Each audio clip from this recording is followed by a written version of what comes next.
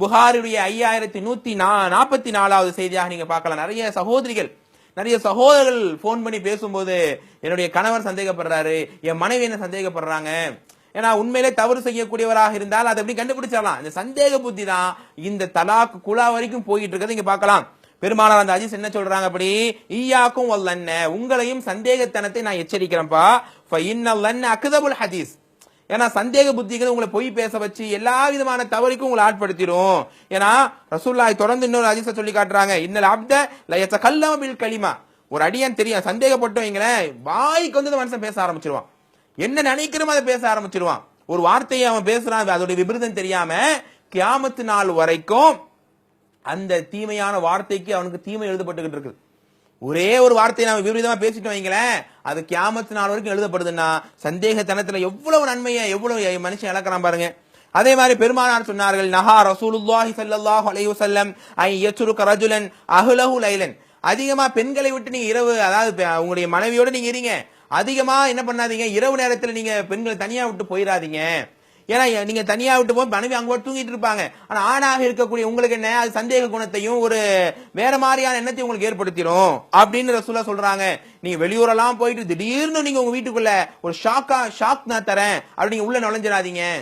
என்ன, அதாவது திடீர்னு அவங்க அம்மாட்ட பேசிக்கிட்டு இருப்பாங்க, நீங்க திடீர்னு நுழையும் அவங்க சிரிச்சு பேசிக்கிறத பார்த்து நீ யார்கிட்ட பேசிட்டு இருந்த, என்ன நடக்குதுங்க, அவங்க அம்மாட்ட பேசிட்டு இருந்திருப்பாங்க, அவங்க தங்கச்சிட்ட பேசிட்டு இருந்திருப்பாங்க சிரிச்சுக்கிட்டு, அதை திடீர்னு நீங்க போகும்போது அந்த மாதிரியான எண்ணங்கள்லாம் உங்களுக்கு ஏற்படலாம். ஏன்னா சந்தேகம் தானே, இதெல்லாம் சந்தேகம் மாதிரி ஏற்படக்கூடிய சிச்சுவேஷன்ஸ்ல அந்த நிலைகளை ஆண்களா இருந்தாலும் தவிர்த்து கொள்ள வேண்டும் அன்பர்களே. இந்த மாதிரி சின்ன சின்ன ஒழுக்கங்களை பெருமானார் ஸல்லல்லாஹு அலைஹி வஸல்லம் சொல்லி கொடுத்திருக்கிறாங்க. கணவன் மனைவி உறவை சரியாக பார்த்துக் கொள்வது, சந்தேக அந்த புத்தியை இல்லாமல் நம்முடைய மனசை தெளிவாக வைத்துக் கொள்ள வேண்டும். இதெல்லாம் மீறி இந்த குணங்களோட ஒருத்தங்க சண்டை பிரச்சனை குரோதங்கள் இதெல்லாம் ஆயிப்போச்சுன்னு சொன்னால், பெண்கள் ஆண்கள் அந்த கணவன் மனைவிக்கான அந்த ஒழுக்கங்கள்லாம் என்ன, முதல் என்ன, ஈலா நம்ம ஏற்கனவே சொல்லி இருக்கிறோம். கணவன் மனைவி பிரச்சனை ரசூலுல்லாஹ் ஈலா பண்ணாங்க. ஈலானா என்ன, ஒரு 10 நாள் மனைவி இருக்கிறாங்கன்னா 10 நாள் நான் உங்க கூட பேச மாட்டேன், உங்க கூட உறவு வச்சுக்க மாட்டேன், 20 நாள் உங்க கூட பேச மாட்டேன், 30 நாள் பேசாம, இப்படி நாட்களை 4 அல்லது இந்த மாசங்களை கணக்கு போட்டு இத்தனை மாசம் அவங்க கூட பேச மாட்டேங்கிறது. அது ஒண்ணு. ரசூலுல்லாஹ் என்ன பண்ணாங்க, ஒரு மாச காலம் அப்படி நான் பேச மாட்டேன்னு ஈலா பண்ணாங்க இல்லையா. ரெண்டாவது என்ன, ஒருபோதும் நான் உங்க கூட சேரவே மாட்டேன் அப்படின்னு ஈலா பண்ணிடுறீங்க. ஈலானா இப்படி சொல்லி பிரிகிறது. அப்ப அப்படி என்ன, 10 நாள்னா 10 நாளுக்குள்ள மனைவி கூட போய் சேர்ந்துக்கலாம், அது வேற விஷயம்.